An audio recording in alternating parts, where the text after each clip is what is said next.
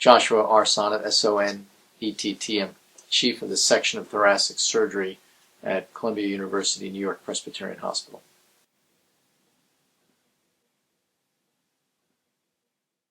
Lung cancer is a type of cancer that actually begins in the lung. It grows out of the lung cells that, if left alone, can really hurt the patient. Lung cancer predominantly has been caused by smoking in the past.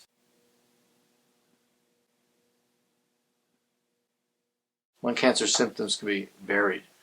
Many times, initially, it's asymptomatic. In other words, the lung cancer is growing there and not causing any symptoms, and we have to pick it up by screening tests and other parameters. However, cough, coughing up blood, weight loss are probably the biggest symptoms. And sometimes people can present with pain in their shoulder or pain in their arm as a very early symptom of a lung cancer.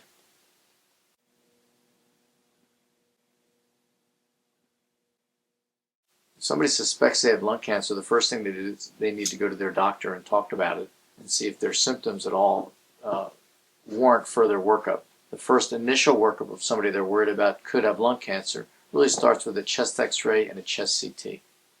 But first you need to see your doctor.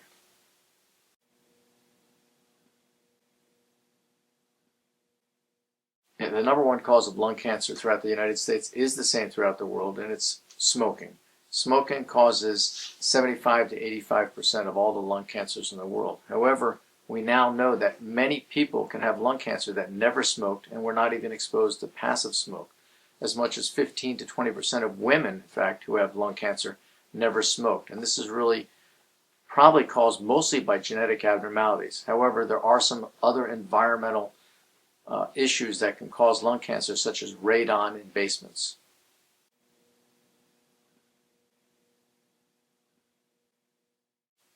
Genetics, we are learning, are immensely important in lung cancer. In fact, genetics are immensely important for any disease that anybody has now, but there are clearly people that will develop lung cancer all because of the genetics of their cells, even though they never smoked or were never around radon.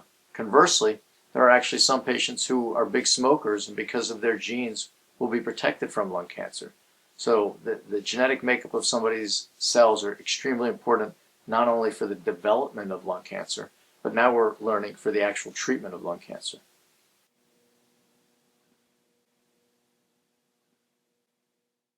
There are many different types of lung cancer, and the first thing that we think about are two types. There are what's called small cell and non-small cell lung cancer. That breakup is really quite significant because most patients with what's called small cell cancer are treated only with chemotherapy or chemo and radiation, while those with non-small cell generally have a somewhat better prognosis and are treated with surgery along with possible chemo and radiation.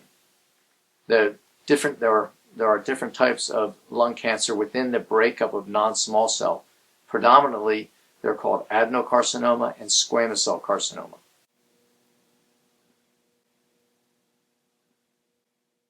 Staging is extremely important for any lung cancer. We really begin the treatment of any lung cancer or any cancer whatsoever by staging it specifically. And what we're looking at is how early a stage. Is it only confined to the lung and nowhere else? Or is it a later stage and has it spread out? The staging of almost all cancers, and for lung cancer, start with stage 1, 2, 3, and 4.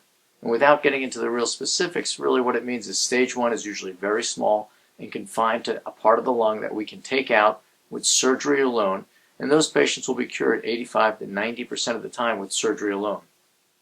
As it gets bigger and spreads either in size or to lymph nodes or to other organs, and those are the three major parameters of how you stage a tumor. Again, the size of the tumor, whether it's spread to lymph nodes, and whether it's spread outside of the lung to places such as the bone or liver or brain. If the tumor has gone to lymph nodes, then it's still extremely curable, but usually then we use chemo and radiation and then surgery to cure it.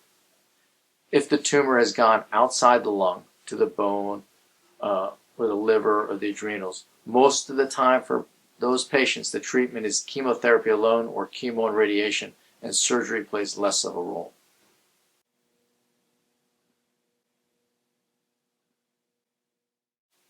The major tests to treat lung cancer are really now a screening CAT scan, to tell if there's a lump or mass in the chest.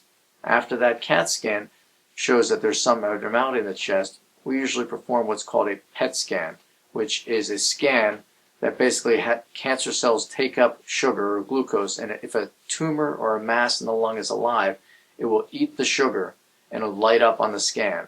So a PET scan will show if something is actually physiologically active or growing like a cancer. Once you know that you have a mass in the lung that's growing, then the decision will be between you and your doctor whether to take it out directly or to obtain a biopsy of the mass.